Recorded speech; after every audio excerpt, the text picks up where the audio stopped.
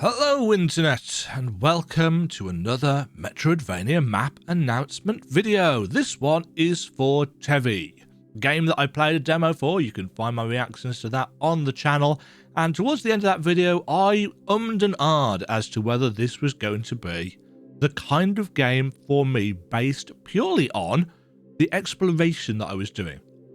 The fact that you cannot drop down through platforms, and a lot of the game world seems to be designed about you forcing you through combat loops, going round big loops in the game to get to where you want to go, because there's no way back through certain room transitions. Boy, was I correct.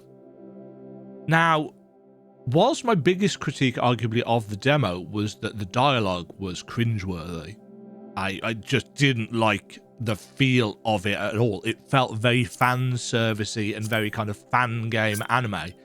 The actual game, in terms of its writing, is much better. Much better. You know, it's got a serious plot, which for, I'm going to say 80% of the game was actually, in my opinion, quite good. The last 20% is some of the most rushed, out of the blue bullshit writing I've seen in some time. It's just a massive exposition dump towards the end. And there's this other person that we haven't told you about or hinted at, and there's been no foreshadowing of, and actually really there behind it, and yada yada yada. It's like, this is not how you write a compelling narrative, which is a shame, because they were doing all right in terms of the general narrative structure. But everybody in this game, at least on the main character side, is obsessed with sex, essentially. Everybody is horny and lewd, and it really, really rubbishes the tone. The tone is all over the place for the moment-to-moment dialogue. There are just so many examples of one cutscene talking about world-shaking islands falling from the sky stuff, and the next there's, you know, quips about people getting laid more. Stuff like that. That's not an actual example, but things along those lines. The narrative tone is all over the place. I spent a long time mapping TEVI out, and in all honesty, it was not worth it for me. And I wish I'd stopped at this. There are two versions of the TEVI map, and I don't just mean my normal, there's two versions, there's one in the store, there's one on in the Google Drive. That's actually not what I mean for this, and I'll get back to that kind of stuff in a bit. There are literally two versions of the map available. This is the basic map, and if we zoom in, you'll be able to see why it is the basic map. This is a slightly glowed up version of the in-game map. This is what the in-game map looks like. The in-game map marks on all of the things that you pick up, which is one of the reasons why making this map actually wasn't very useful, because basically anybody who has finished the game has this map. It's not quite as pretty, because I have done some work to, you know, I cut out all of the rooms. That took about 6 hours, by the way. I went, because this is a map made from screenshots. You wouldn't think it, which was the idea, but this is just loads and loads of screenshots composited together of the in-game map. So the in-game map marks your save points, it marks your teleport points, it marks any room that you find coins in, it marks where you find all of the different potions, it marks where you find any significant upgrades, it marks where you find all the little sigils, it marks all the shops. The in-game map marks everything for you, and there can only be one mark per tile. But exploration was a pain in the ass for multiple reasons, and I'm not even going to talk about the shifty maze, which has been patched anyway. All of these room transitions only show up once you use them. Not just find them, once you use them. So if you have multiple ways to go, and you go one way and you go off and off and off, the other route you're probably going to forget about, because it doesn't mark you seeing an exit until you have gone through it. That's one of my biggest gripes about this map. Now, I like the fact that it marks things on for you. It made my job a lot easier when it comes to this kind of stuff. But it does mean that, unlike a lot of the maps that I produce, which I tend to do because I know how much effort they are, not everybody can really be bothered to do that kind of stuff. I'm weird, I know. Because of how the game works, basically everybody can produce a 100% map of this game just by taking screenshots and sticking them up on a folder. So, realistically, this was a waste of time. You know, I put this one together very, very quickly. It came out very quickly. But of course I didn't stop there, did I? Because if I'd stopped here, I would probably have been feeling okay. But this isn't how I roll. Having generic items and icons for items, it's not a me thing. So what did I do? What did I start on? I started on this. This is the full TEVI map. Let's zoom in. It's got every single sigil. Don't know why that one's not got a name on. This always happens when I'm recording. There's always something that's wrong that I managed to zoom in on. It's got all the important NPCs. It's got all the sigils with their specific icons. It's got all of the inventories for shops. It's got all the key items. It's got all challenge locations. It has got important things to find. It's got all the bosses. It's got the barrier things that you need to kill to get through barriers. It's got notes. Some of these notes are already outdated because the devs have been changing so many bits and pieces that that's added to my frustrations of why have I bothered putting all this detail in if they are constantly changing. Since the game came out, the first week or two, there were like 2 or 3 updates per day with no patch notes, so we have no idea what they changed. It's a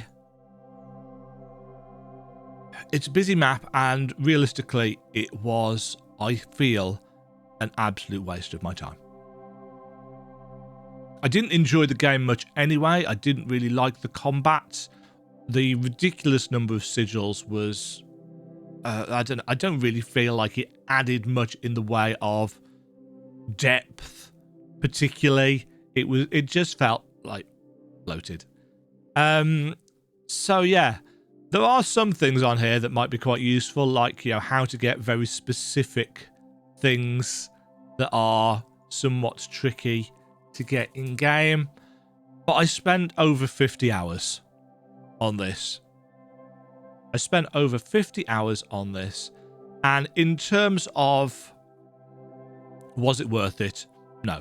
This is, for now, a store-only map, because I'd like to make some money on my efforts. And I know that sounds greedy and capitalist, but the basic version of the map is in the Google Drive. It's free for you to use.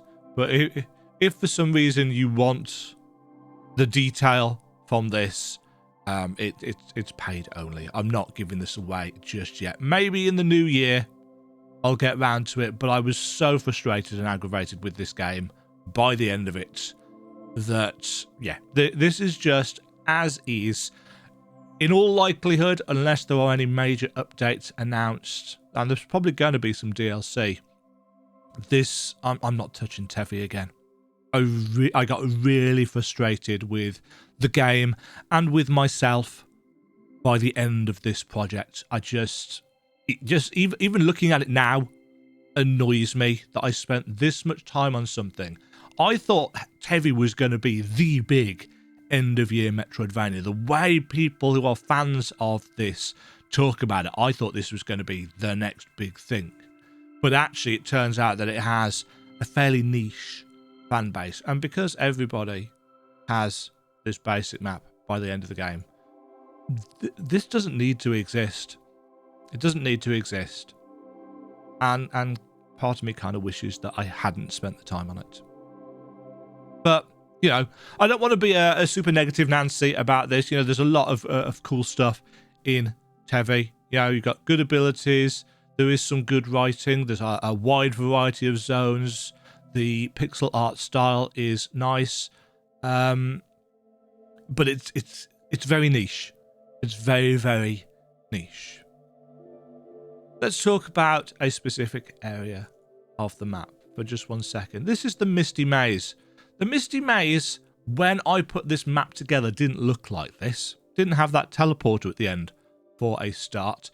The Misty Maze is one of those areas where the exit to the room doesn't necessarily line up with where you are actually going to end up. Let's pull this up, because this is actually what Misty Maze looks like.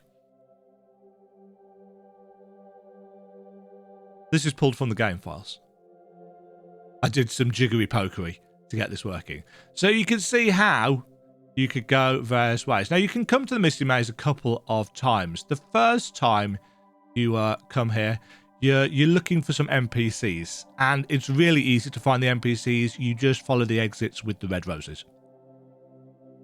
But to 100% this area, you used to have to use a map like this. There was even a little applet that somebody made online using my map that you could plug in what room you're in and what room you wanted to go to, and it would guide you through. Fortunately, this took multiple hours to put together, by the way. You don't need it anymore. As soon as you get to the teleporter at the end, the mist in the maze disappears, and you can just use these room exits and entrances as they are. So that was yet more time wasted. If you want to try and 100% it without doing that, as far as I'm aware, the map still works for that. But it's very, very unnecessary at this point. So it's a good change. I would much rather people have it the way it is now.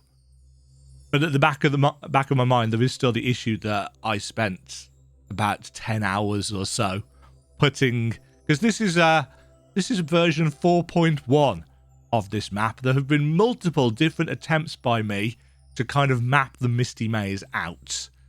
But yeah, it is what it is. So the Misty Maze map, the map for the Dreamer's Keep, which is also another maze area, but far, far smaller, thank God. Both of those have been available for free in the Google Drive since I put them together. The basic map, also available for free in the Google Drive. The big everything on there map, only available in the store. And you get everything else in the map pack with it. You get the highest resolution versions of everything else, including the basic map in there. Yeah, a project that I wish I hadn't spent as much time on, because I could have been sorting things out for Christmas and so on and so forth. TEVI, very niche, some enjoyment to be had. Your mileage will vary greatly with this one. I do not recommend. It's not that I don't recommend going in certain channels on the Discord, but the game seems to have attracted a lot of cool people. Don't get me wrong, I don't want to put down any community members, but there are a lot of very specific types of people, shall we say, that like this bunny community. Thank you very much for watching. Stay safe. Thank you for the support. Catch you all in the next video. This was supposed to be a short one. Not very good at keeping these short, am I? Bye. Thank you very much for watching. If you enjoyed the video, why not click the like button and consider subscribing. Remember, you can ring the bell notification icon to get notified when new videos go live. And until next time, cheerio.